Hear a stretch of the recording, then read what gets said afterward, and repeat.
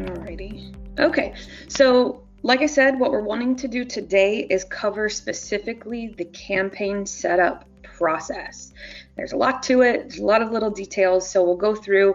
If you have questions as we go, feel free to put those in the questions box. We do have people standing by to help with that, and we'll try to answer as many of those as we can. So before we really dive into it, we probably have a couple of different types of people on this call. Number one, probably some core users, officers, Angel Tree administrators at the core, at your local Salvation Army, who are going to be managing your own Angel Tree program. That's probably the majority of you.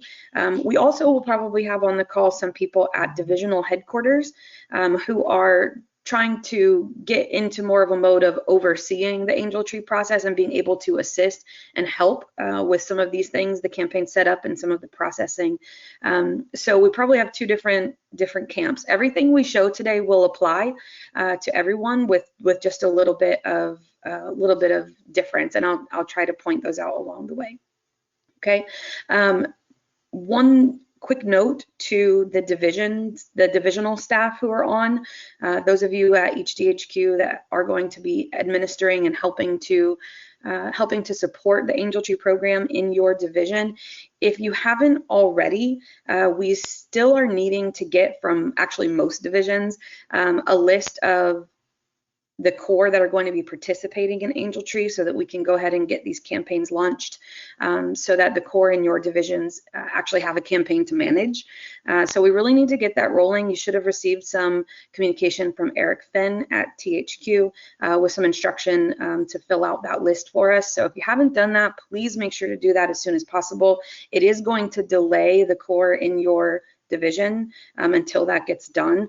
So we do need to ask that gets done as soon as possible. I think we actually only have one or two divisions that have returned that so far. So just a quick note about that. If you still have that as an outstanding task, that's something we'll want to get on right away. Okay. All right, so for the purposes of our process here, I am signed in as a core user, so a core officer in our test area. This happens to be the Panama City Core. And then what I'm going to do is walk us through the campaign setup. So to do pretty much all campaign setup, you're going to go under the admin tab, you're going to go to campaign. And this is where all the controls for your campaign live. Okay, so Angel Tree has a lot of customizable features so that you can set this campaign to work the way you need it to for your community. And almost all of those configurations and settings will be found here. Okay, so once again, that's under the admin tab. We're looking at campaign. So before we dive all the way into campaign admin, one question is going to be, hey, I don't have access to that. I can't get to the campaign admin. So maybe first we need to talk about users really quickly. So it's still under the admin menu option. I'm going to go down to users. And this is where we manage all of our users for the Angel Tree system. So I want to take a second to just describe how this works, what the different types of users are, and what permissions you'll need, because there are certain permissions you need to be able to manage the campaign. So if someone's not able to see those admin features, this is going to help you get them set up. Okay, so here under our users tab, there are two different types of users. One we call Angel Tree users, one we call local users. I'll explain a little bit what these mean. The majority of you, I would say probably at this point all of you, because the TSAM platform has been rolled out across the Central Territory, are now actually full official users of the TSAM platform. What that means is that on the TSAM platform, you'll have access potentially to several different of our modules. So Meeting Manager, Angel Tree, contracts, we have several. You may have access over time to several different of those modules. What we want to do is be able to provide you a login where you log in once to TSAM and then you can access all of the different modules you have access to. So piggyback that same user account. So that's kind of what we refer to as AngelTree users. Really, those are system TSAM users. These are people who will have access to the TSAM site all year round, to the AngelTree site, and then maybe even to Meeting Manager and these other things as well. So those are true, real TSAM accounts, and they do require that you have a Salvation Army email address. Okay, so we're really only talking about employees and officers at this point. Okay, this is not somewhere where you want to add, you know, all of your seasonal volunteers. That's going to be really difficult to manage. They're going to have to be set up by IT with a Salvation Army email address, and that may or may not be appropriate. So what we're really looking at here is your kind of more permanent users of the system who have access to the actual TSAM suite. So if I click here, add AngelTree user, what I'm actually going to get a list of, and there's only one other for this core, I'm going to get a list of existing TSAM users for this core. So if you have 5 or 6 people who have access to Meeting Manager, for example, those are TSAM users. So they would be listed here.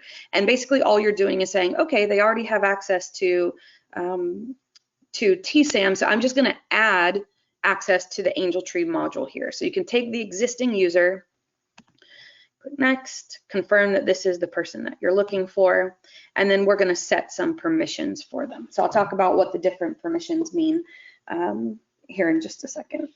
So I'll go ahead and just check a few.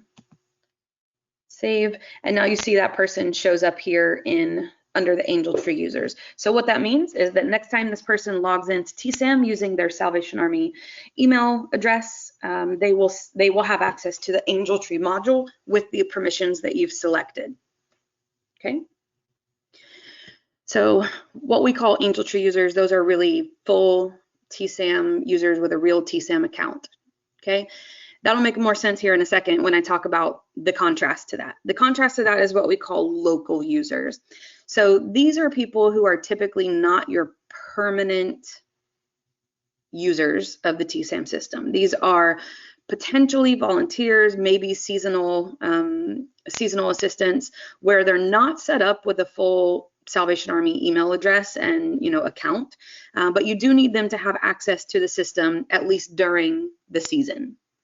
Okay, so we allow you to set them up as what we call local users using any outside email address, right? So they do have to have an email address. It could be a Gmail account or whatever they have. But this allows you to set them up outside of being a kind of permanent Salvation Army employee. So the process here is just a little bit different. Instead of searching for an existing TSAM user account, I'm actually going to enter the email address of this person.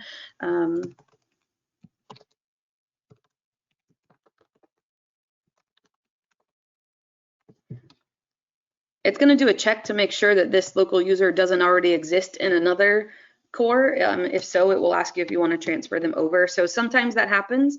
You will have volunteers who participate at one core 1 year and then maybe move to another the next year.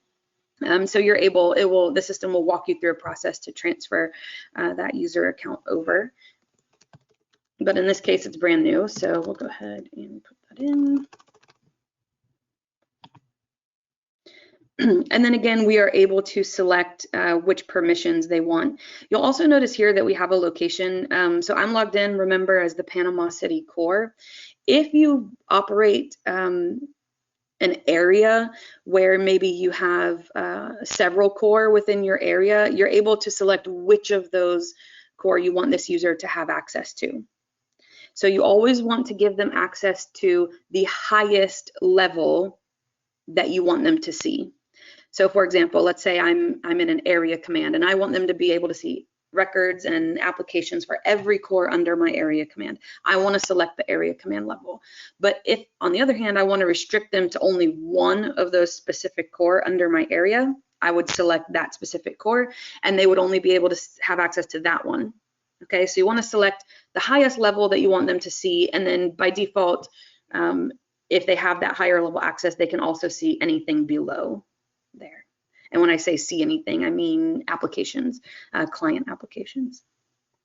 Okay, so that is that's adding a local user. I'm just going to go ahead and give a permission here. Save that. You'll notice that they are added down here. I can see the local user that I just added. That user is sent an email address, sent an email to that address with login instructions. So this is how you log in. This is how you set a password. They can reset their own password if they forget it. You can reset their password by clicking here. There's a little icon here, reset user password.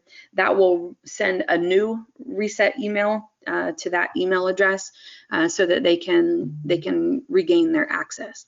So this is important for having people who need access to your system, but potentially not permanent access as an employee, maybe seasonal, but making sure that you can give them the access that they need to the system. Okay, if you want to remove local users, you would just click the red delete. Let me go ahead and remove one of these. That red delete X, say go ahead and delete, and that means that that person no longer has access to the system.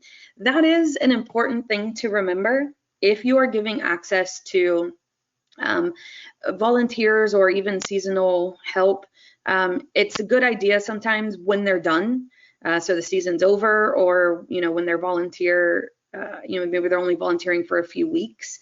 It is a good idea to go in and remove them, because as long as they have this local user account, they are able to access the system and see applications and do whatever functions you've set them up to do. So it's a good idea to come back behind after the season's over at the very least, and remove the local users that you don't need anymore so that they don't have maintained access to the system.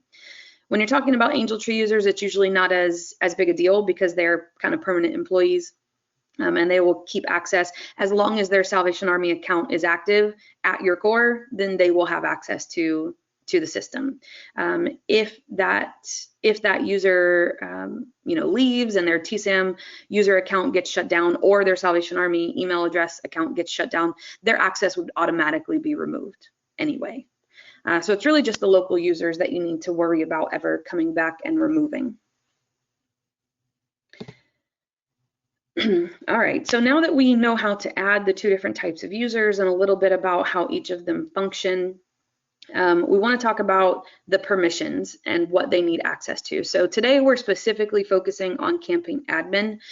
So if there is a user at your core, you can go ahead and add them, and then I can click on any of these users here to manage their permissions. So we have several different permissions here. I'll just talk really quickly about what each of them are. The one that we're looking for, the kind of big admin permission that would allow someone to actually manage the campaign settings, would be the one called Can Manage Angel Tree. So you are basically an admin or a manager of the Angel Tree program at your core if you have that permission. Okay, so that's going to be important. If you are a DHQ user who is going to be managing multiple campaigns potentially across your division, you want to make sure that you have that permission as well. Okay, so that's the important one that we're talking about today.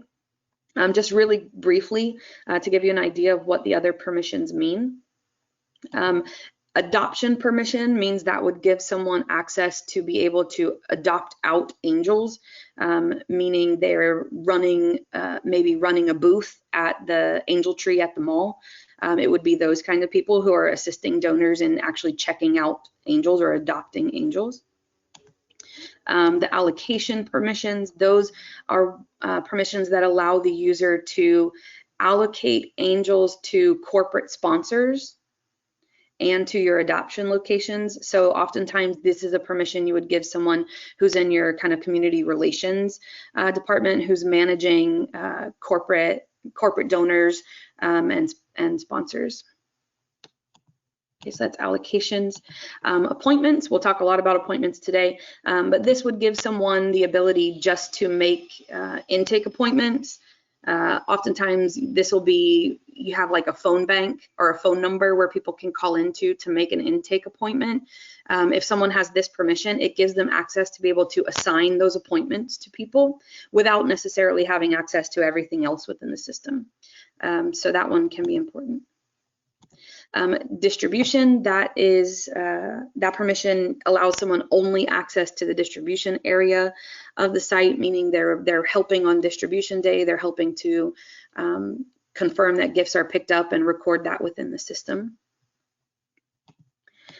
Donors, this is another one that is often given to kind of your community relations people. It means they have access to the donor reports and can go in and see how many donors we have, see their contact information, see what angels they've adopted, and so on and so on, so that they can help assist donors who have questions about their adoptions or who need to be contacted in whatever way. So that's donors. And then you have two different levels of intake. So intake is our kind of generic term for the whole process of taking applications, approving applications, and getting those into the system. So we have someone who just takes applications, and then we have one that's designated as a supervisor. The supervisor level means that you actually have the approval level. And again, we'll talk about that whole intake process next week. But these are typically the ones, anybody who's going to be assisting you with taking applications or approving applications will need to have one of those two permissions. And then the last one, user admin, that is access to this particular user screen that allows you to add users and to modify permissions. Oftentimes we'll see this permission given to an IT person in your area so that they don't have access to the actual client information and they can't see the applications, but they can assist with adding user accounts and things like this. Okay, so those are the different permissions that are available. If you have the Can Manage Angel Tree permission, remember that's the top level Angel Tree admin permission. If you have that, by default, you already have access to everything. So you don't necessarily need to go and add all of the other permissions, but it doesn't hurt. You can give anybody any combination of these permissions depending on which areas of the system you want them to have access to. Okay, the only thing I would say you should be careful about, I mean, really you should be careful about all of it, but really the worst thing would be to give too many people the Can Manage Angel Tree permission. You really don't want to give that to too many people, because if they go in there and start messing with your campaign settings, that could really mess up your intake process. You want to make sure that only people who really need access to that and have really thought it through kind of have access to that admin side of things. Okay, so be careful about not just giving that to anybody. I will go ahead and say, because the question comes up sometimes, you can give a local user the Can Manage Angel Tree permission. So if you have somebody who comes in every season, some like stupendous volunteer who comes in every year and runs your Angel Tree program for you, you can give a local user that permission. So it's the same idea, but instead here it's called local user Can Manage Angel Tree.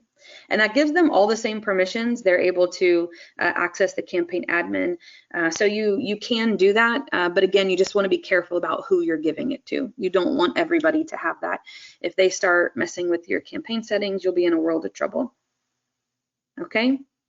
All right, hopefully all of that makes sense.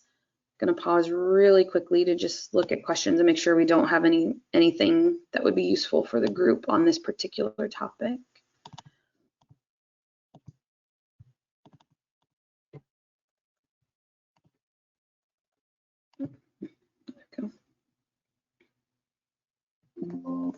Okay. All right, so that is user admin. So all of that was a really long way to say.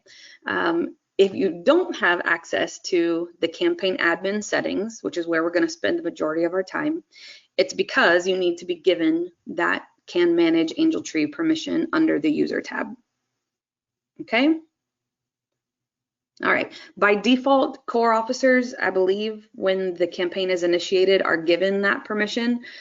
So then it would just be up to the Corps officer to go in there and assign that permission to whoever else they need to have it. And then, of course, they can manage it from there. Okay, all right, so heading back over to our campaign admin. So you can see here, because I'm logged in as my Panama City Corps for our test purposes here, you can see that this is actually my 2021 campaign. A lot of you will probably be in this boat right now. You will likely still have your 2021 campaign open, and that's okay. Before we can get to configuring this year's campaign, we actually need to go back and close the 2021 campaign. Okay, so to do that, I'm going to look here. You see all these tabs. These are the sections we're going to be going through. If you follow all the way to the right, there's one that says Finalize Campaign. So Finalize Campaign, and it's in red, and it has all these warnings and says to stop, because you only want to do this when you're closing out your campaign at the end of the year. So because I'm closing out last year's campaign, I can go ahead and click here. Once we set up this year's campaign, you don't want to do this again until next year. Okay, sometimes people get a little confused and think that finalize means like activate or something like that. But you see all these warnings here that says do not do this until after your distribution is complete. Okay, so I'm going to go ahead and do it because I know what I'm doing. So I'm going to click finalize, and it's telling me this campaign is going to be closed permanently. And you can actually see there, what does that mean? What does that mean when this campaign is closed? Actually, let me go back to it so you can see. It means we can no longer create or edit applications. We can't create or edit angels.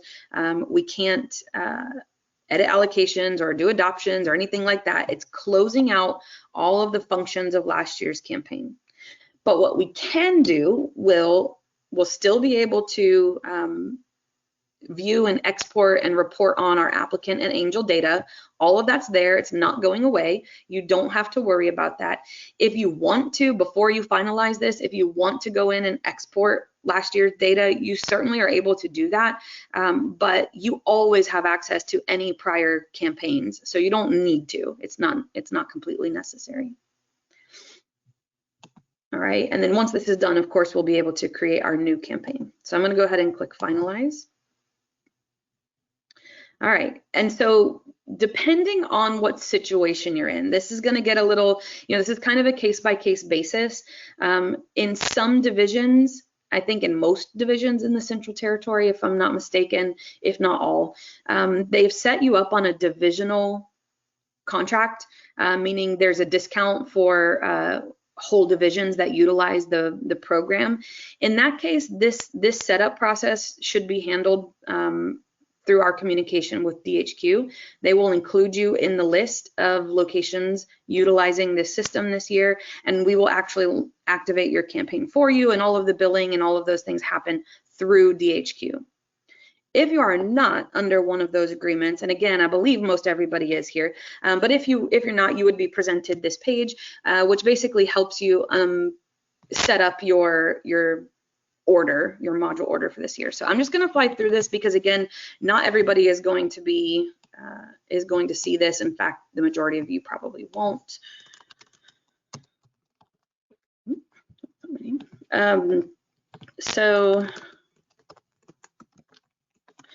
We just want to collect information about who we can send the bill to, that kind of thing. Nothing major.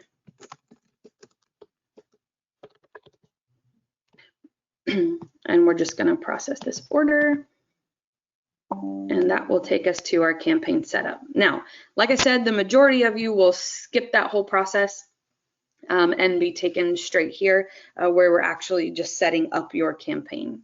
Okay, so don't worry about that if you don't see that step, or if you're unsure. If you do get that step and you think you should be on a divisional agreement and you want to talk with someone at your DHQ before you proceed, that would be a good idea, so that they can go ahead and basically pre-set up through that agreement, pre-set up all your payment details and all of that. Okay. So if you have specific questions about that, feel free to email our support or work with your DHQ. But of course, I don't have the ability to look at everybody's situation at the moment. So we'll just kind of skip over that part for now. All right, so the next thing that we get here is if you are brand new, if this is your first time ever using our Angel Tree system, you won't see this step. But if you are a returning user, what this allows you to do is import your campaign settings from prior years. So if you did this last year and you spent all of your time setting up your campaign and entering your zip codes and all of these things, some of these things can be time consuming, and you want to copy those forward instead of having to re-enter those, you can select one of the campaigns here to bring forward. So I'm going to go ahead and select my 2021 campaign, and that's going to bring forward a lot of the detail into my new campaign. If you don't want to copy forward and you want to start fresh, or of course if you're brand new, that's okay. You just don't select one of the campaigns, just continue without selecting one, and it will just be blank and you'll just have to fill it out from scratch. Okay. So you will notice that what we've actually done now is created our 2022 campaign. So it's automatically named there, 2022 Panama City. So we've now officially closed out 2021, opened 2022, and now we need to go through all of the settings to configure them for this year. You'll notice that it brought a lot of that forward, so we'll look at what that means.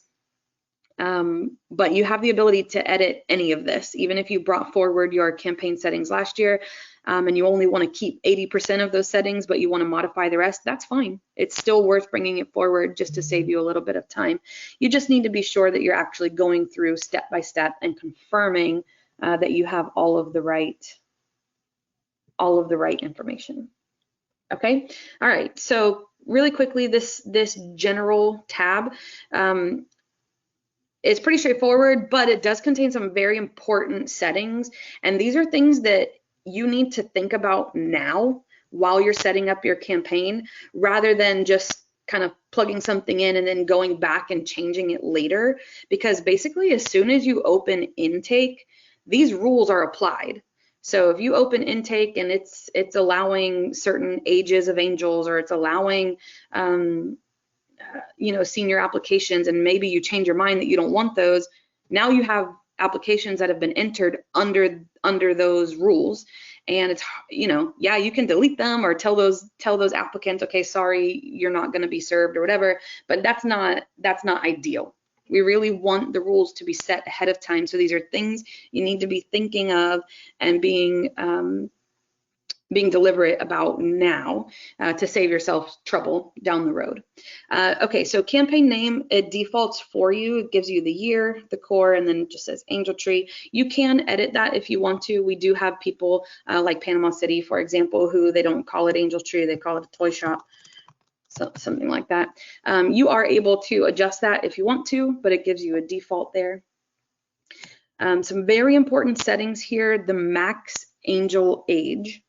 So what this is telling the system is, if there are going to be angels within this system and they have to be a certain age as of a certain date in order to qualify, then you need to put that in here. So we have that currently they have to be 13 years old by Christmas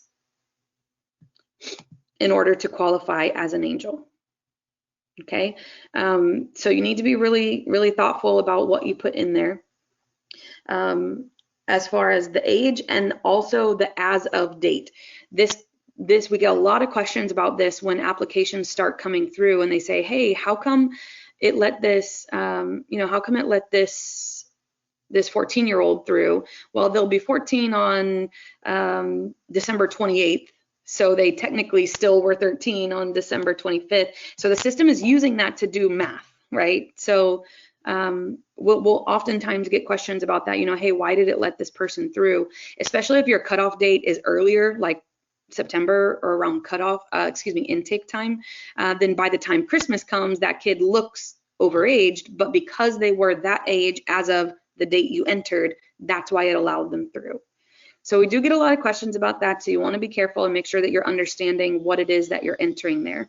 So when an applicant puts in an angel, they're going to tell us their birth date, and then we're going to do some math to say, okay, if that angel has that birth date, how old will they be on 12/25/2022? And if it's 13 or younger, they're in. Okay, hopefully that makes sense. We do get a lot of questions about that, so you want to make sure you've thought that through, especially if your cutoff date, your as of date, is going to be earlier than Christmas. That's where people kind of get a little confused. It's okay to do that. It's absolutely okay to do that. You just have to understand that although they're 13 in September, they may be 14 by December. And as long as you're okay with that, that's fine. But just make sure you've thought it through. Okay, that max angel age. All right, moving on down, allow senior angels. So the system will allow us to collect angels who are kids and then also who are seniors with a gap in between. So that's kind of what this is for. So we'll take, let's say for example, we'll take kids from age 0 to 13, and then we'll also take seniors, let's say ages 65 and up. Okay, so anybody who's 14 to 64, it doesn't qualify, but anybody who's 0 to 13 or 65 plus would qualify as an angel. Okay, and it will use that same cutoff date, so we're talking about 65 as of 12/25. Now, sometimes a question that we get is, we just want anybody to be able to register as an angel. As long as they're part of this family, then it's okay. In that case, we would just say no minimum senior angel age, which basically means anyone qualifies at that point. Okay, we don't see too many people selecting that option, but it might be something you want to do. All right, your final gift return date. This doesn't show up too many places in the system. It's more for helping you plan, but it's helping you think through, okay, if our distribution day is X, then we need to have all of the gifts returned from our donors by Y so that we can make sure we have plenty of time to set up our warehouse and get our distribution organized.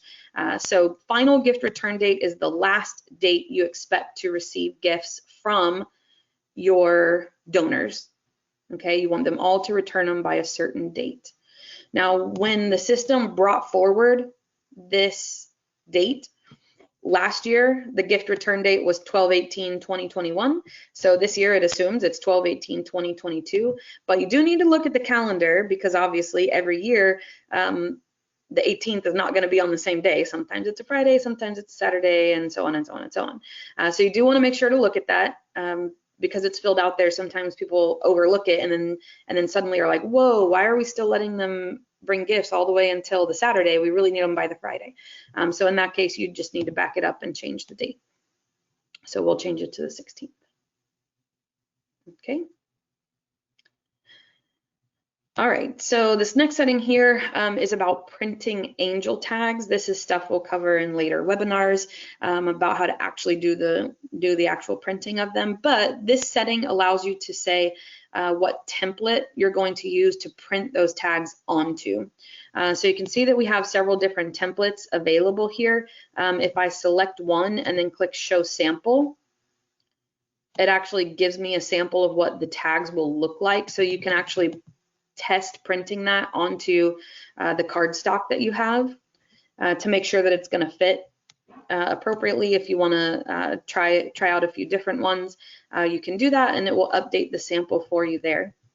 So again, this is assuming that it's printing onto your stock. Like you have cardstock that has Angel Tree logos on it and all of those things, and this is a file that prints the angel data onto that. So you can use these as an example. One thing to note is the sections down at the bottom, these kind of tearaway sections that are often at the bottom of the tags. Some of those have different information So sometimes it's like a receipt for the donor, like that one was, and then sometimes it's the angel data repeated again. So you want to make sure to look at those, and I would strongly suggest printing them onto your stock to make sure that you've ordered the right card stock and you have it ready to go. This is not something you necessarily need to do now at the beginning of setting up your campaign, but it's something you want to be thinking about well in advance of the day you actually want to print these tags, because it's not very easy to create new custom tags and different layouts. So you really want to try to use one of them that's there if at all possible. So you want to make sure to look at this well ahead of time, but it's not critical to launching your campaign. You can go ahead and start taking applications and then come back and do this later. But definitely make sure to do that at some point. And then that last setting there, print the first name on the tags, yes or no. Sometimes just some locations don't want the angels' names on there, just more for privacy reasons. You just know it's an 8-year-old female rather than putting their name on there, for example. So that's just an option that you have. If you say no, it just won't print the angel's first name anywhere where the donor can see it. Okay. All right, so that's the general tab. Those settings are fairly basic, but they are very critical, especially the ages, those and dates. Those are very critical to making sure that your campaign is set up correctly before you start trying to take applications. Okay, so you can click Save, changes down there at the bottom if you've made any changes, and then we are going to go over to next the Sites tab. All right, so we've got our general campaign set up, and now we need to talk about the sites. This is very, very important, and really the basis of this whole campaign setup is sites. So let me just kind of take a minute to try and describe the vague notion of what a site is. So you've all run an Angel Tree campaign before, and you know that different activities take place at different locations at different times, and this is a way for just a generic way for us to say, tell us all of the places that things are going to happen during your campaign. So for example, we may have, so right here, item number 3, Panama City Core. So this is our core building. That's the address for our core building. At that building, we may be doing intake. We may be taking applications there. We may also be adopting angels out. We allow donors to come in and adopt an angel from our core building. We're also a gift drop-off site. They can come and bring their gifts back to us. And that also happens to be where we do distribution, right? That's one site, one location where all of these different activities are taking place.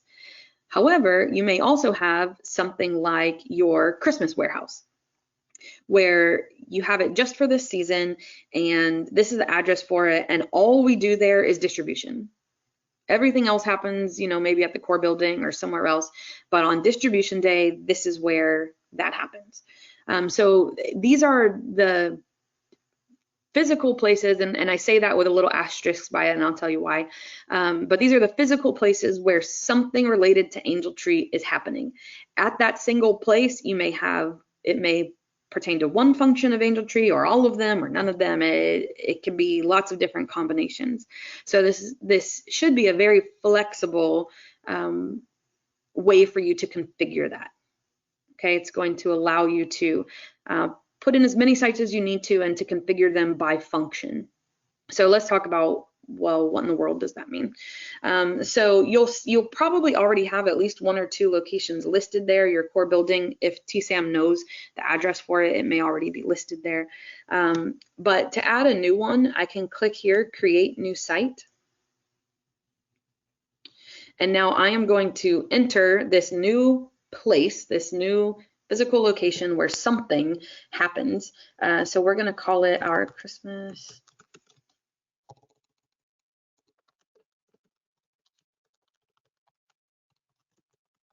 All right, so this is our Christmas distribution warehouse. This responsible unit is very important. For me, because I'm logged in as a single core, obviously this is my location, this is my site, so Panama City Core is responsible for it. However, if you are in a more a larger area where you're running a campaign that is in that touches multiple core, for example, you may need to select who the responsible unit is. So let's say I'm in St. Louis and we have 4 different core in the area, and I'm creating this distribution warehouse, but it's only for the Temple core. It's not for all of the core in St. Louis, it's only for that one. I need to make sure to select that one as the responsible unit. Okay, if it's for all of them, then I would select the highest level. I would select the St. Louis area command or whatever it is as the responsible unit. Okay, most of you, that's not going to be a big deal, but if you are running a campaign that has multiple core involved, you do need to be careful about this. Okay, so I'll leave it obviously as Panama City. We'll put in an email, or excuse me, an address. Where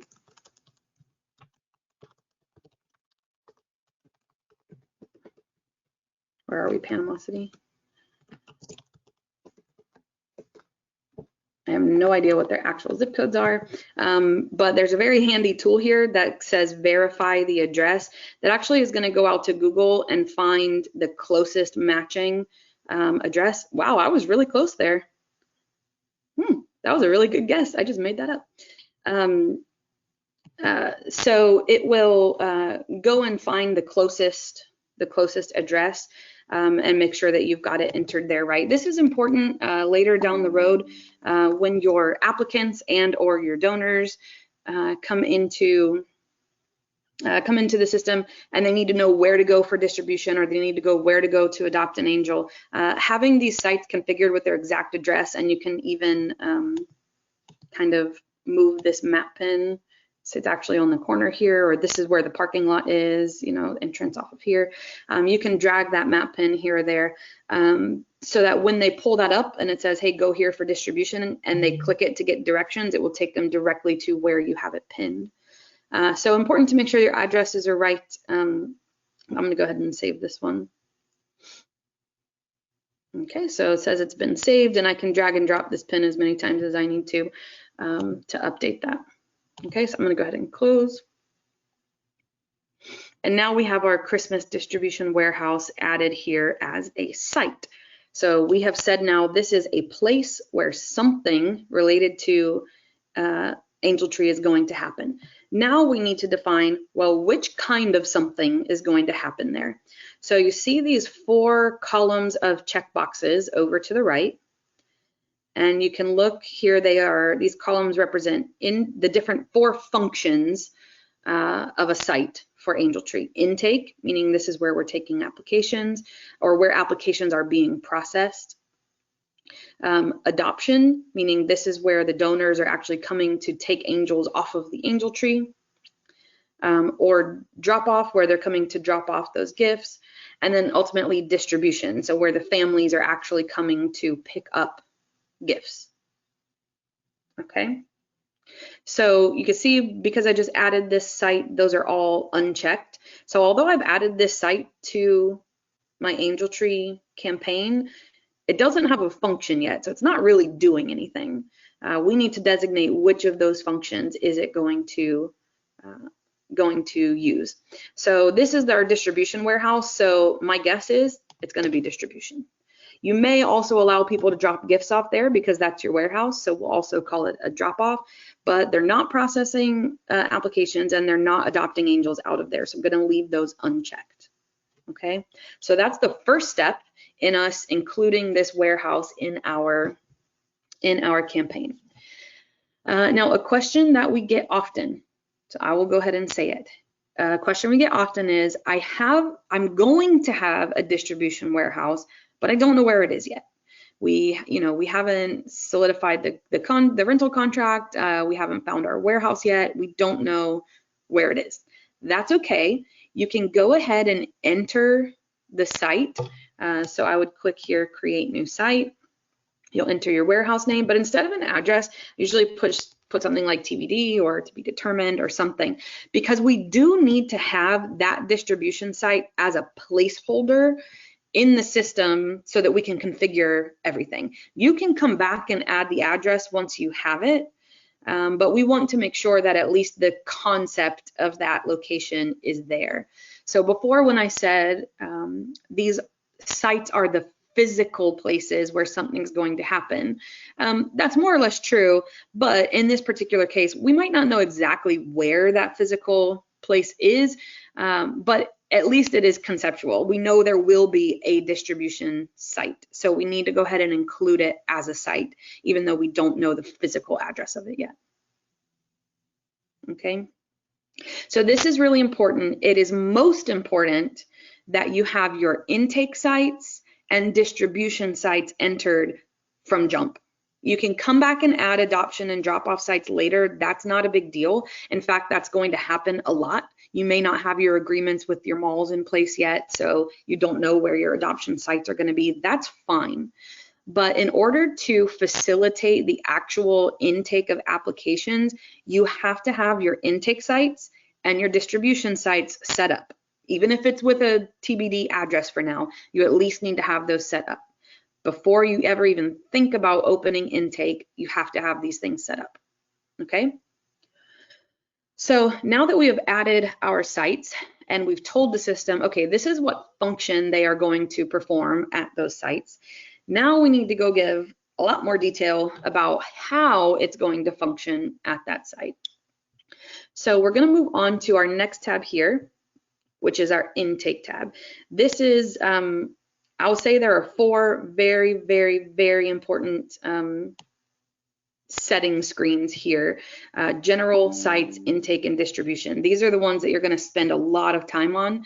It can be a little bit involved, but it's going to be worth it, making sure that you have this set up, okay? So we're going to be on this screen here for a little while. So what you'll see here are all of the sites that we have designated as intake sites. So you see there are 7 of them. If I go back to my sites tab, I should see there are 7 of these sites that have the check mark under intake. So 1, 2, 3, 4, 5, 6, 7. You can also click on these columns here to group them. Sometimes that helps me see a little better. Okay, here's all of my intake sites. So these 7 should be my intake sites. If I change my mind and say, okay, this is not going to be an intake site anymore, I can just uncheck it. So now under the sites tab, I say this is no longer an intake site. And if I go back to my intake tab, you can see that one's gone. So now I only have 6. Okay, so in order for your intake site to show up on your intake screen, it has to have that intake checkbox on the site tab. Hopefully that makes sense.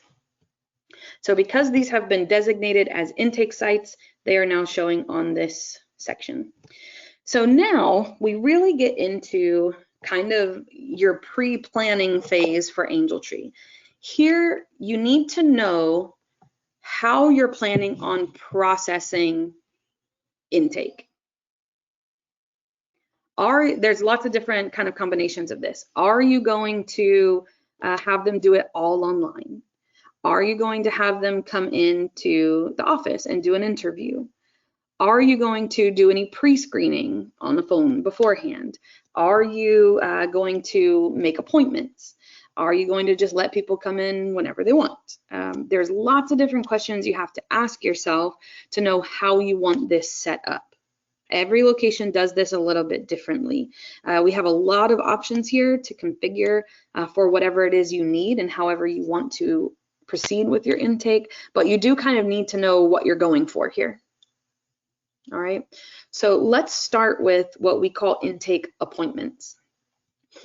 So this kind of has kind of 2 different use cases, maybe even a third that I'll add here at the end, but one is for pre-screening. We've heard a lot of people, they want to make sure that these people are in some way, shape, or form pre-qualified before they even go about adding an application. I've heard of people having a phone bank where they just hand out this generic number, say, hey, if you want Angel Tree assistance, call here, and somebody answers the phone, and then if they pass that pre-qualification, they'll hand them an appointment slip, this kind of thing. That's where we can use the intake appointments. It's important for me to say right now that you don't have to use appointments at all. If you're just going with a really slick, straightforward online application process, you don't have to use appointments, but I do need to show you how they work, or how to configure them anyway. So in this first section, this kind of first box over here where it says appointments, this is everything to do with intake appointments, not distribution appointments. People get confused there a little bit sometimes. Distribution appointments is a whole nother thing. That's where we give you a date and time to come pick up your gift, right? This is a date and time to come and actually complete your application, okay? So if you are wanting to use intake appointments, you have the ability to set an intake schedule independently for each of these intake sites. So you may have a whole bunch of staff at the Panama City Core who can take, 20 applications every day for the next 2 months. You can set a schedule that will allow them to do that. Where the Benton County Service Unit, for example, maybe you only have staff out there every Wednesday and Friday. So you can set a schedule that allows them to take applications only on those certain days. These schedules are unique to the site, okay, to each intake site. And you also may have a scenario where you're doing appointments for Panama City Core, but you're not even doing appointments for these other locations, and that's fine. That's why the system allows you to create separate schedules for each of these sites. So if I want to do that, let's go ahead and take our Panama City Core. I'm going to click on this edit pencil. If you're not familiar with TSAM, anywhere we're looking to edit something, there's often this pencil icon. So if you need to update something, that's usually what you're looking for. I'm going to go ahead and click it. So this brings up our kind of scheduling widget. So even if you're not doing appointment scheduling, pay attention here, because this same tool you'll utilize to create your distribution schedules as well. So we don't want to have to go over it twice. So definitely pay attention here, even if you're not using intake appointments, just to understand the mechanics of the scheduler. All right, so what we see here is basically a blank calendar for, in this case, our intake appointments. Okay, the blank calendar starting it always defaults to this week initially. So this is showing the week of 8/14/22. And then I'm going to say to myself, all right, self, we want to take intake appointments starting September. So I'm going to use the calendar down here at the bottom. I'm going to go forward to September. So maybe the week of the 5th is when we want to start taking applications. So I'm going to click on that, and then you'll see up here at the top the dates have changed. So now we're in the week of the 5th, September 5th. But I still have a blank calendar here. You'll see the times down the left-hand side. They're in 15-minute increments. Say 8 to 8:15, 8:15 to 8:30, 8:30 to 8:45, 8:45 to 9, so on and so on and so on. Okay, so there are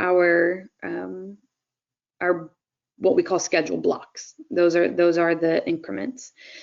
Then I'm going to come over here to where it says applications per segment here. And it's defaulted to 10, but 15 minutes is a pretty short window. So maybe we can only take 2 applications every 15 minutes. And it's totally dependent on how quickly you can process applications, how many employees you have available on that day. It's going to depend on a lot of different things as to how many you can take each 15 minutes in this case. So I'm just going to go ahead and say 2. We can take 2 applicants every 15 minutes, starting on Monday the 5th. So I'm going to look on Monday the 5th. I'm going to look at the times. We don't want to start until 9 a.m. So on that 9 a.m. to 9:15 block, that cell right there, I'm going to click it. And you see it updates to put 2 appointments, 2 appointment placeholders, 2 scheduled appointments in that cell. And then we can take another 2 every 15 minutes until lunchtime maybe, right? Maybe until 12 o'clock. We're taking 2 every 15 minutes, okay? So you can see it's adding 2 appointments to each of those sections. And you see here where it says current count, that's just telling me, okay, so that means so far we will have taken 24 applications this day. And then maybe after lunch we want to resume. I can also, instead of clicking in each cell, I can just click and drag and say we're going to take 2 appointments every 15 minutes all the way till 5 o'clock. And so it fills in that section, and you can see my count is updated. Now we have 56 slots. Great. If I say, okay, but actually in the afternoon, we have a part-time employee or a volunteer is going to come in and help. So actually in the afternoon hours, we can take 3. So I'm going to change my applications per segment to 3. And then I'm going to go back over that same section, click and drag, and it's going to update all of those to 3. So now in each of those segments, I have 3 applicants. And my current count is now up to 72. Okay, so I can continue to do that all throughout this schedule. But maybe on Wednesdays we have programs in the morning, so we're only doing afternoon. So you can really customize this schedule. You can change the number of applications per segment at any time. So if I want to change it to 10, I can do that. If I made a mistake and I want to cancel or remove all of the appointments for that day, I can actually just update that back to 0, set that to 0, and update all of those so those blocks go away. One other thing you may need to do is you may say, 15 minutes is not long enough to actually process applications. I want to change the duration of those blocks. So you can do that down here where it says segment time. I can change that to 1 hour, for example. I'm going to click update, but it wants me to confirm because it's not going to be able to translate this. So it's basically going to clear the schedule that I have. It's going to redraw it as 1 hour blocks, but now I need to go back and put in my segments. So make sure you think about the segment time before you get started, just to save yourself a little bit of time. Okay, so basically you can create the schedule and you can use the calendar down here at the bottom. So maybe we're only taking appointments on Monday, for example, and then I can click on the next week and fill in the appointment block for Monday there. And we're doing every Monday for the next, 2 months or whatever it is. Okay, so you can adjust this schedule however you want to. And again, in this particular scenario, what we're doing is setting up open intake appointments. We'll talk about later next week when we talk about the actual intake process, how those appointments are actually made and how those slots start to get filled. But this is how you at least set up the schedule for those appointments. Okay. Another thing you'll note here is this big text area. This is a place where if someone is ultimately scheduled an appointment in one of these open schedules, the system automatically will send them a notification or an appointment confirmation and an appointment reminder. And this goes for intake appointments and distribution appointments. The system automatically reminds people of their upcoming appointments, and this gives you the ability to add some additional information in here. So you might need to say something like, bring the following documents,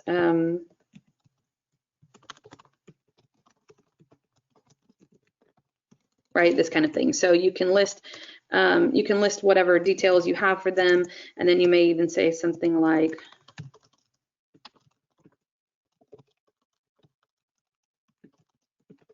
right, something like that. So that basically just gives you a place to add some additional instruction that may go out with the appointment confirmation and reminder emails. So I'm just going to save that and close.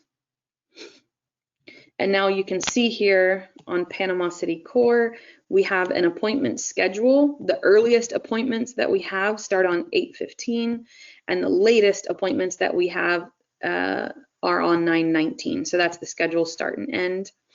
And we currently have 210 spots. Once those actually start to get scheduled, right, we start actually adding people to those appointments, you'll also see how many have been scheduled. So there are 210 appointments, but 200 of them have already been scheduled. That's going to tell me, oh, I probably need to go add some more open appointments. Okay. So once again, you don't have to use appointment schedules. Next week, we'll talk about how we actually do the scheduling, but it is something you need to think about beforehand, about how you're processing your intake. And really, the most important thing is if you're doing in-person appointments rather than online applications, this is going to really help you kind of stem the flow of people at your door and pre-schedule those appointments. Okay, there's another icon there next to that pencil. There's a little paper clip. So the same way we just wrote a message to say, hey, park around the back and bring these documents, if you want to attach like a flyer or a map or something like that that will also be delivered with the emails, you can attach those here. So this is a really helpful tool. I'm not sure everybody knows about, so this is a tip for you. If you're using these appointments or the distribution appointments and you want to send along any attachments with those emails, you're able to upload those here, and the system will send those along every time it sends a confirmation or a reminder about those appointments. Okay, so you just click choose file, upload something. It's pretty straightforward. And you can upload multiple documents as well. All right, so those are appointments. Now we get into applications. You will see here in the second section, so those are about appointment schedules, and this is about online applications, so everything in this middle section here. So as most of you know, and as is probably one of the main reasons you use TSAM AngelTree, is because of the online application feature. This allows your applicants to apply for AngelTree program from home, from their own device, in their own time. I will go ahead and say, just kind of as a caveat, we always try to put it into these two camps of in-person appointments versus online applications. But truthfully, you could do a hybrid, right, where they still come in, you still talk to them, you still see them, you put your eyes on their paperwork, but you have them complete the application themselves, maybe on a computer that's in your lobby. Right, so it's still an online application in that sense. They did it online after all, but you were still able to see them and they still came in, and so you can do a hybrid. I sometimes find myself trying to put it in these two camps that are two separate things, but really it doesn't have to be. Okay, so that is just an aside because I find myself confusing other people along with myself about that point every now and then. All right, so let's stick with our Panama City Core intake site here. I'm going to go ahead and click on this, again, edit pencil, right? Pencils are always for editing. And this is going to give me my, my kind of online configuration options. So there's kind of two components to this, the online appointment requests versus the online applications. So since we were just talking about appointments, let's stick with that for a second. Let's say that at my Panama City Core, I do want to do some sort of intake appointment, whether that's pre-screening or whether that is, we're going to do the whole interview over the phone, or they're going to actually come in to the office. We can schedule those appointments via typically like a hotline or a call center type situation where they call in and then I schedule the appointment for you. Right? They're going to call and say, I'm wanting to apply. Can I get an appointment? And then me in the office on the other end of the phone, I'm going to say, okay, yes, we have an appointment available on Tuesday at 2 o'clock. And then I'm going to add them to that schedule, which we'll see how all that works next week. The other alternative is instead of me taking the appointment myself, I'm going to open it up so that they can schedule their own appointment. They can see the open slots and they can choose their own appointment block. So if I wanted to do that, if I want to go down the path of kind of the self-service appointment situation, I would just click open. And then the max number of appointment requests the system will allow. So we don't want, you know, somebody spamming it and putting a million appointment requests in there. And of course, at the end of the day, they'll only be able to schedule as many as you have scheduled. But this allows them to at least give you their basic information and say, I want an appointment. So we'll put in a total. I'm just going to save this. We'll come back to the other settings there. But just really quickly, I want to give you an idea of what this looks like. Intake appointment. So here under appointments, you see intake requests and intake appointments. When they request an appointment, so because we just opened online appointment requests, you'll post a link to that probably on your website somewhere, or send out a mass email that says, hey, you guys can come apply or come request an appointment. They'll go in there, they'll give some basic information, and then those appointment requests will show up here under intake requests. Then you back at the office, when you have time or when you have staff that you can designate to it, they're able to come in here, look at the requests, approve the requests, and actually schedule the appointments. Okay, so we'll talk a little bit more about what that looks like, and then once the appointments are made, they'll be listed here, but we will talk a little bit more about that next week. So back over to our campaign. Intake. So again, that's still an element that you may or may not use. You may do appointments, but you may not do, you may not allow them to make requests. You may require them to call in, or you may require them to walk into the building. But if you want to do appointment requests, that's how you would at least turn it on. Okay, so now to the good stuff, our online applications. So like I said, a lot of you are probably using TSAM AngelTree because of this feature. It is very, very popular. And in fact, once this was introduced a few years ago, originally in response to COVID, but now has kind of become the default standard across our application, which touches all 4 territories. Is kind of the default for taking AngelTree applications anymore. You don't have to use it, but you certainly can. And like I said, I have a feeling the most of you will, because that's kind of what we're seeing as a trend these days. So online applications, again, allows the applicant to apply from their home, and then allows that application to be received by you and reviewed and approved and processed at your own pace, rather than having someone sitting right in front of you necessarily. Okay, so there's lots of different ways to go about online applications. So we're going to talk through some of the different strategies. And again, this is where you need to be thinking, what is the ultimate outcome? How do we want our process to work, so that you'll know how to configure these settings. So the first question is, do you even want to do online applications? If you're doing the more traditional in-person applications, you don't have to worry about any of this. Just leave it closed and you're good to go. There's nothing else you need to do. Okay. If your online applications are closed and someone goes into goes on to SA AngelTree and tries to apply, they just wouldn't be able to, because their area is not being served by online applications. Okay, actually, I'm going to click over to, sorry, I hadn't planned to do this, but now I realize it would probably be helpful. In case you haven't seen it, this is what the actual online application portal looks like for the applicant. So they can access this from home, from their computer, from their cell phone, wherever. This is what the actual intake portal looks like.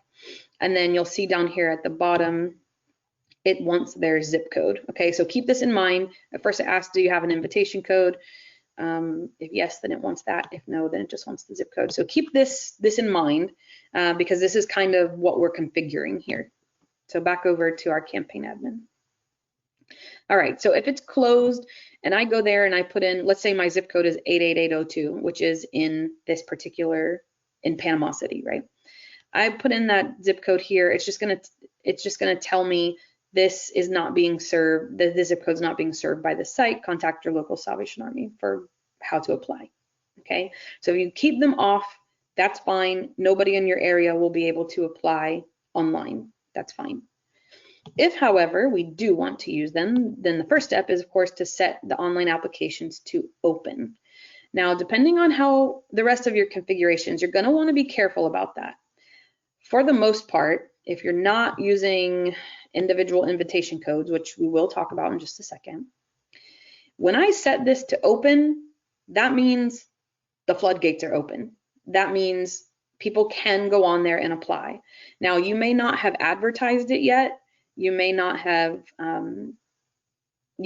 told people to go there and apply, but if they find it and they happen to put a zip code in that's one of your valid zip codes, it is going to let them apply. So I think it's important to not set this to open until the day you're actually ready to start receiving applications. Okay, you don't want to start getting those too early, or maybe you don't care. Maybe you're okay if they trickle in from time to time. But history shows us that once the word of mouth gets out there that, hey, I went on here and I applied, you know, somebody's going to tell somebody who tells 10 people, who tells 50 people, and suddenly you have tons of applications that you're not ready to process. Okay, so make sure that my suggestion, best practice would be to not come and open it until you're actually ready. All right, so now we want to know, okay, what's the max number of appointments, or excuse me, not appointments, applications that this system will accept for this particular intake site. So this is Panama City Core. Remember that each intake site, remember we have 6 here, each intake site has its own settings. So I may open applications for the Panama City Core and, you know, say we're going to take 2,000 applications, but for the Benton County Service Unit, they may do all of theirs in person. So I'm not even going to open it for them. Or I may open it for them, but I only want 50 people from that county to apply. So I would set that separately for the Benton County intake site. Okay, so each of these are separate. So when we say what's the max number, we mean the max number for this intake site. We'll take 2,000 people from Panama City, and maybe we'll only take 100 from Benton County, and so on and so on. Okay. All right, so we'll say the max number is 2,000. What that's going to do when the system recognizes that you are the 2001st person to apply in this area, it's going to tell you we're no longer accepting applications at this time, and it won't let them through. That's going to help you kind of automatically cut off the floodgate, so to speak. If you then go and maybe you know, maybe you say, oh, actually, we do want to go ahead and accept more. You can always come back here and up this number later to make more space for more applications. So you are able to do that, but this helps the system do that for you without you having to necessarily watch like a hawk. Okay, when are we full? It will automatically cut that off for you. All right, so let's skip invitation codes for a second and just come down here to serviceable zip codes.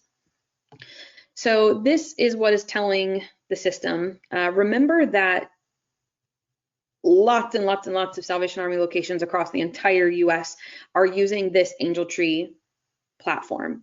And this website here, saangeltree.org, is shared among everybody. So whether you're in Florida, you're in Michigan, you're in Hawaii, you're in California, if you're an applicant wanting to apply for AngelTree, this is where they're going.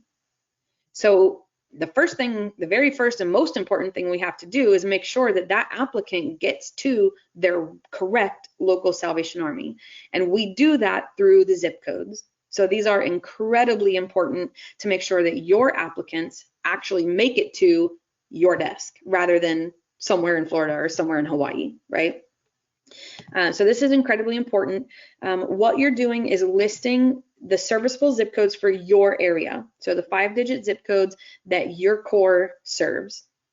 Okay, in this case, there's already one there, 88802. I could add another one. Hopefully it's a real zip code. Yeah, okay. So you just type it in there and hit enter. And you can enter as many of these as you need for a particular intake site. Now, what you cannot do is cross them. So if this zip code is for the Panama City Core intake site, it cannot also be for the Benton County Service Unit. And it also cannot be for the core down the road who's configuring their own campaign. Each zip code is only allowed to be used one time for one intake site for one location. Okay. So that is really important, and that is what makes sure that your applicants make it to you, and also that you're not receiving applications from people who live all over the place. We only want the ones who live in your service area. Okay. So these zip codes are important. If we go back to our, I'm going to click no here. We go back to our Angel Tree site. You can see that the first thing it asked me for is a zip code. So if I just put in some nonsense, it's going to tell me this zip code is not currently being served by this online system. Locate your local Salvation Army, right? Of course, if I put in one of the valid zip codes that we just added, once my online applications are open, then it will say, oh, okay, you are zip code 88802. I know that that belongs to the Panama City core. Okay, let this person, and that their applications are open, and that we haven't hit the max already, so go ahead and let them through and let them complete their application. So the system's doing all of that thinking for you, and this allows it to just kind of happen naturally without you having to babysit it. Okay. Now people do ask me the question sometimes, well, hey, what if I lie and put in a zip code that happens to work? You know, people are sneaky sometimes, and also, you know, if it works, it works, and they're going to try to go through. We will do some checking on the other side of things to make sure that the address they entered also matches that same zip code to try and help prevent that a little bit. But just be aware that that is kind of part of the review process and part of the application approval, is making sure that this person actually lives where they say they live. But at least the system here is trying to gatekeep that a little bit for you. In fact, the majority, you know, it's probably 99% effective at gatekeeping that for you. But there are going to be people that sneak through, and unfortunately, there's not too much we can do about it. We can only base the logic on the information that they actually give. All right, so zip codes. If you have online applications turned on, you must put in your serviceable zip codes. It can be a pain. I mean, I've seen areas, I'm in DFW, I've seen areas where one intake site has like 50 different zip codes that it can service. You just know that you can also, like if you just list those in Excel, you can actually copy and paste that into here. It might be a faster way for you to do it, just FYI. But you do need to get all of those zip codes in there. If you spent a ton of time putting your zip codes in last year, no problem. When you click to carry forward your campaign settings from last year, it will bring them along. So you don't have to redo that every year, because that would be a pain. Okay, so now we need to get into invitation codes. There's lots of different ways you can use invitation codes, and it's important to understand the benefits and the drawbacks of each of them so that you can make a decision on if you want to use them or not. Okay, so going back to our intake site here, you'll notice that the first thing it asks is, do you have an invitation code? If they do have an invitation code, then it wants you to put it in and go on about your day. And if no, then it just wants your zip code. Okay, so let's talk about invitation codes, why you might need them, and how those will work. So first of all, we're basically saying, are we going to require them to have an invitation code? If I say no, then that means all I need is a matching zip code and I'm in. Okay. It's more or less an open floodgate that says as long as you're within this zip code, you can get through. And for a lot of places, in fact, probably the majority of places, that's okay. That's how you want it. It's open to the public, and we're not really enforcing any strict rules about who can apply. Okay.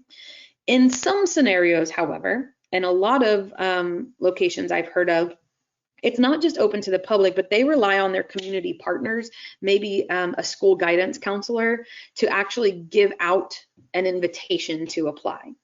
And this kind of helps with, in a way, pre-screening, right? You know that if they're invited by the guidance counselor or a social worker or whomever, that they're going to qualify for the program. So maybe you run a smaller program where you can't just open it up to everybody, but you want to invite certain people, certain groups of people, these kinds of things.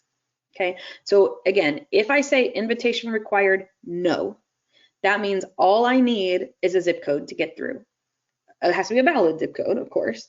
and your online applications have to be open, and we haven't reached the max yet, but as long as those things are true, I'll get through. If we say an invitation code is required, then if I go here and I say, no, I don't have an invitation code, but I'm going to put in one of your valid zip codes, it'll actually tell me we can't accept, we can't accept it. It won't let them through without the invitation code. So that's why we're saying invitation code required. Okay, so I'm gonna go ahead and save this. And then I sat there for too long. Give me 1 second.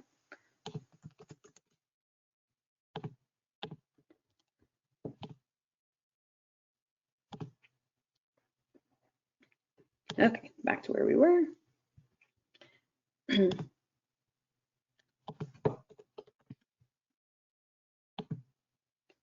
let's go ahead and roll with that.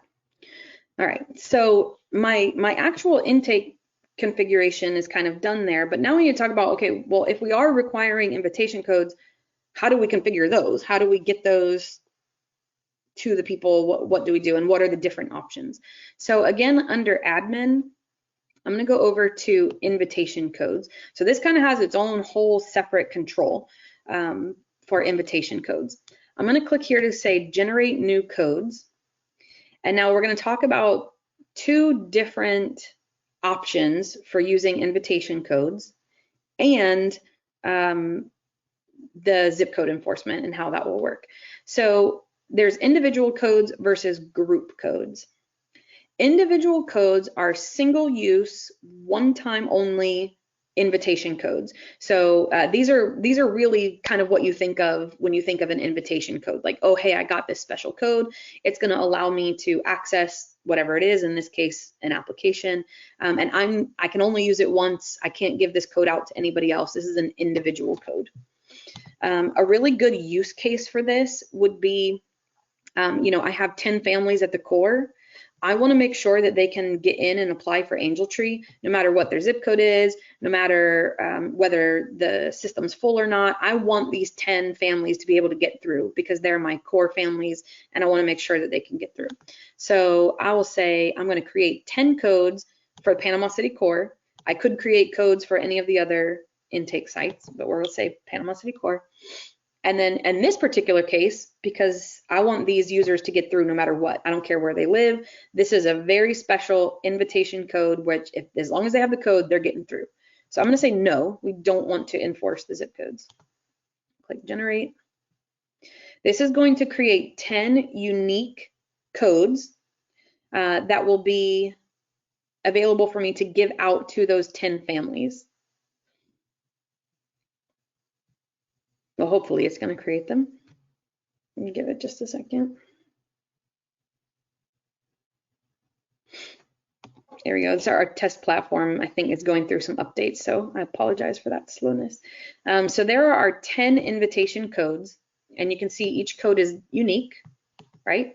Each code is unique, and each code is tied to the Panama City core intake site. So what's going to happen now is I'm going to take these 10 codes, I'm gonna write them down, I'm gonna email them, I'm gonna do however I'm gonna distribute those. But I'm gonna take this code, let's say code number 1, and I'm gonna give it to this family at the core, okay? I'm gonna say, hey, here's your code, go on to saangeltree.org and apply with that invitation code. So they're gonna come here and they're gonna say, yes, I have an invitation code. They're gonna, let's copy it, they're going to put that code into here, and then no matter what zip code they put in, because we said don't enforce the zip code for this invite, it's not going to care what the zip code is. It's just going to let them through based on that invitation code. Okay, so that's one particular use case for individual codes. Now, once somebody uses that code, it will actually show that information here. So where it says applicant ID, first name, last name, you can actually see which codes have been used and who they've been used by. But you are going to have to kind of have your own system for knowing who you gave each code to if you want to go through this method. Okay, so that covers individual codes with no zip code enforcement. It means if you have the code, it's a golden ticket, you're getting through no matter what, okay? Another use case would be still creating individual codes, but we are going to, you always need to select the intake, but we are going to enforce the zip code. So in this particular scenario, a good use case for this, which I've seen, is we work with the local school and we rely on the guidance counselors to give out these invite codes to specific families that they want, you know, that have kind of been pre-qualified kind of thing. So it's the same thing. It's going to generate these codes. The only difference is when I go to use one of those codes, so you see here it says zip codes enforced. So these all say yes, these are our new codes. So if I were to take that code and go to apply here, but I put in a zip code outside of this area, it's still not going to let me through. Even though I have an invite, it still wants me to be within this area. Okay, so that kind of helps prevent, okay, I got this invite code, but I'm actually going to give it to, you know, my auntie who lives 3 counties away. That's not going to work because the applicant has to live within your area. So that's what enforcing the zip code would do there. Okay. Now, another option is our group invitations. So this allows us to create a single code that can be shared by a bunch of different people. And here, let's do this. So another example would be, let's take the guidance counselor example. So instead of me giving that guidance counselor 100 different codes that they have to then remember which one they gave to who and all of that kind of thing, I'm just going to create a single code. So we're going to call this, okay, we're going to call this Shady Oak School, and we're going to give them 25 codes, and those codes are going to go to Panama City Core. And do we want to enforce the zip code restriction, yes or no? So that same concept applies. If we say no, then that means the code will go through no matter what. If we say yes, that means they have to have the code and a valid zip code. Okay, so I'm going to go ahead and generate these. It's going to create our 25 codes. You can actually see them here under the group name. So you see here, there's a group code. These group codes this group code is the same for all 25 of those entries. The group code is the same. So I'm going to give that guidance counselor this one code, GKVKD5A V4. I'm going to give them that code and say, this is the code for your school. Give this to whoever you want to give it to. And basically the first 25 people to use that code will get through. Okay, the 26th person that tries to use that code is not going to get through because there's no more available. Okay, so that's the group code method. In that scenario, all you're kind of really having to keep track of is, hey, this is the group code for Shady Oaks versus this is the group code for Walker Middle School or whatever. Okay, or whoever your groups are. So you can use this in lots of different ways. You can create a group code for your core families and have them all apply under that code. The only kind of drawback to this method is that if you give out a group code and people start sharing it, those 25 slots are obviously going to go a lot faster. Okay, especially if you're not enforcing zip codes. I would highly recommend that if you are using group codes, it's probably better to enforce the zip code at least, because that code could end up, you know, in somebody's hands all the way across the country. And if you're not enforcing the zip code, that means they're going to be able to apply to your angel tree from, you know, across the country. So it's probably best to do that, especially with a group code. The other ones not so much because they're individual use codes, so you know, it's not going to be as dangerous. I'm not going to give my code away if that means I can't use it anymore. But with group codes, because they're reusable, it gets a little more risky. If for whatever reason I say, okay, Shady Oaks, I need to adjust this, I can come here and click on my group code. Can come down here and say, okay, we originally allocated 25 codes, but the school counselor called me up and said, actually, you know, we've got a lot more families than we thought. Can we, you know, give some more kind of thing. And I could say, yeah, no problem. It's going to take the number of codes allocated. It's subtracting the codes that have already been used. In this case, none have been used, but we're going to update it to 50. So now we want 50 codes total, and we can update that. You can always update your zip code setting as well. And that will create basically 25 new codes under that same group. Or think of it as 25 new slots under that same group code. Oops. And then just while I'm here really quickly, because once you start getting into group codes, I mean, we've been doing this only for a couple of minutes and I already created 160 codes. It can get a lot. So you want to be sure to use the filter in the upper right corner. There is a filter where you can search for an individual invitation code to see its status. You can search by the names of people who have used the codes, and then you can obviously search by a group code. So, you know, show me all the codes for that particular group, and then you can see how many have been used, so on and so on. So there's all our 50 codes for Shady Oaks, and once those start to get used, we'd see them. Okay. So invitation codes, they're kind of complicated. They take a long time to explain. They can be very, very useful if used strategically. If you really want to meter the flow of applications that you're getting, rather than just doing the, you know, kind of open the floodgates model. So once again, kind of tying all this back to our campaign admin. If you're wanting to use invitation codes, the first thing you need to decide is if they're required. Now, there's a little trick to that. If they're required, that means you have to have an invitation code to apply. If you don't have a code, no matter what your zip code is, no matter anything else, you're not getting through because it's required. So you have to have one. If you say no, then anybody with a valid zip code can get through. However, you can still use invitation codes. It's just not required. So if I want to give out those, you know, 20 invitation codes to my core families to make sure that they're able to get through, I can do that so that they'll still be able to get a pass through, even if the online applications reach their max or anything like that. It'll still let them through. It's still a magic ticket. It's just not required. It means that people without them will also be able to get through. Okay, so that's a little bit of a nuance, but more or less, if you're using invitation codes, it's not necessarily a all or nothing. You can use codes and still allow the floodgate to be open to a certain number.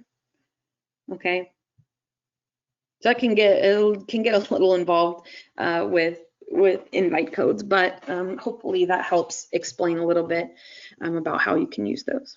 All right, so I'm going to go ahead and close this because we need to get moving. And we want to look at now the last section here on our intake site. I told you we'd be on this page for a while. This intake setup is really the one that takes the most thought, I feel like. So the last one here says approved distribution sites. This is very important. If you're in a scenario like this one where you have multiple intake sites, where people are applying at multiple different locations, you may or may not also have multiple distribution sites. In this case, you probably would.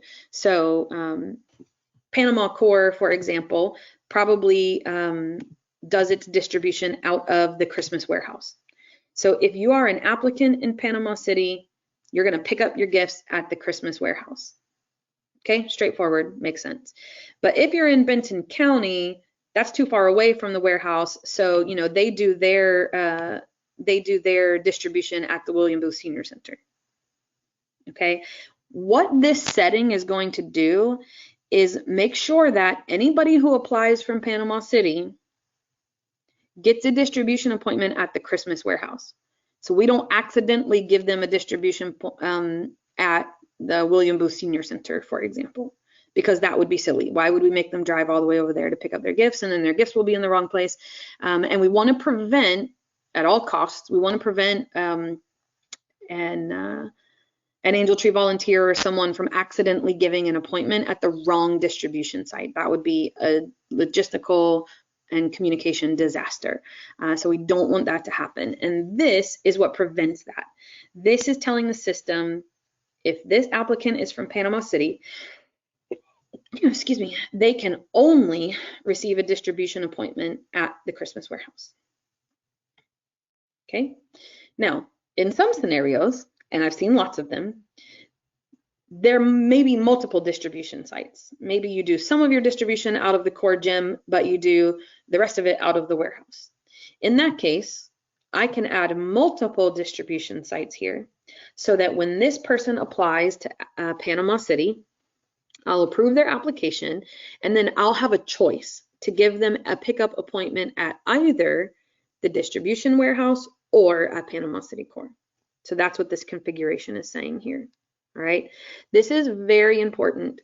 The system will not let you approve any applications until you have assigned a distribution appointment, and you cannot sign in a distribution appointment unless this setting is configured, because it doesn't know which distribution appointments are allowed. Okay, it has to know that. So this has to be here in order for you to start approving applications. Okay, that has to be turned on. All right, so that is our intake setup. Now, I mentioned at the beginning that as far as sites go, intake and distribution are very important to have set up before you start taking applications. Adoption and drop-off, you can always come back and add those later. So I'm not going to spend time talking about those now, mostly because we're running out of time, but also because it's just very straightforward. For both adoption and drop-off, all you're doing here is setting a schedule for when those places are open. So for an adoption site, let's say you have a mall where you're going to be adopting out angels starting on a certain day, you would just be able to come here and say, okay, on Mondays, they're open from this time to this time. On Tuesdays, they're open from this time to this time. You can put the start and end dates in here. And basically, this only shows up on your online angel tree where your donors can see, oh, this is where I can go adopt an angel, and these are the times. Okay. So that one's really straightforward. It's not nowhere near as complicated or it's not as complicated, nor is it as necessary to launch your campaign as the others. So you can come back and do this at any time for both the adoption and the drop off. Okay. The highlighted areas mean, hey, there's something missing here. So it's just trying to give you an idea. What we really want to do is skip to distribution. So just like the intake site, tab, we have to have this distribution tab fully configured before you start taking applications. Okay, so it's something you need to be thinking about probably very soon, if not now, depending on when your intake is scheduled to start. Okay. All right, so on this distribution tab, remember that we pulled over information from our prior campaign, which is why you see some numbers already there, but we'll work on our Christmas distribution warehouse. So these are the 3 distribution sites for our campaign. These are the 3 places where distribution is taking place. So we need to give it some detail. I'm going to go ahead and click on the pencil. Remember, we're always looking for the pencil. And this screen is going to look very familiar to you because it's just like the appointment scheduler that we looked at. But this is creating a schedule for distribution appointments. Arguably, this is the most important thing to have configured so that your applicants can actually receive an appointment slip. That's kind of the ultimate goal of the application process. So as far as the scheduling itself works, it's exactly the same as what we looked at before. I can set the distribution segments. So let's do every 30 minutes, for example. All right, so we've set this to every 30 minutes. I know that my distribution is going to take place maybe over a couple of days. Let's say the 16th, December 16th is when we're going to start our distribution. And on that Friday, we want to see maybe only 10 families every half hour. Okay, and we know we're going to start at 8 and we're going to go all the way through till 6 p.m. And so now I have 200 appointment slots available. So again, this is to help stagger people coming to your building. You know, if at the end of the day, you don't care and you just want everybody to come starting at 8 o'clock, get in line, and whenever you get there, you could do that. You could say, let me set all these back to 0. You could say, you know, we're going to take all 2,000 people or whatever it is, Friday at 8 o'clock. And now 2,000 people can be scheduled in that block. Okay, that's probably kind of crazy. I've never seen anybody do that, but you're welcome to kind of stagger them or group them together really as much as you need to. So maybe we're going to do only 10 families every half hour for that first day, and then on Saturday we'll have a lot more volunteers, so maybe we'll do 20 families. And as we'll see next week when we start going through the application process, when the distribution appointment is scheduled by the person who's reviewing the application, it will know I only have 20 slots from 8 a.m. to 8:30, and once that's full, now I have to start giving out appointments 8:30 to 9, and so on and so on and so on. This is really going to help make sure that you have metered out the people that are flowing into your distribution center on that day, and it will also make it almost foolproof for your volunteers or whoever is actually assigning the appointments. It makes it foolproof. They can't overschedule a certain area. They can't schedule it on the wrong day. They can't schedule it at the wrong location because all of that is pre-configured here. Okay, so that's the appointment schedule itself.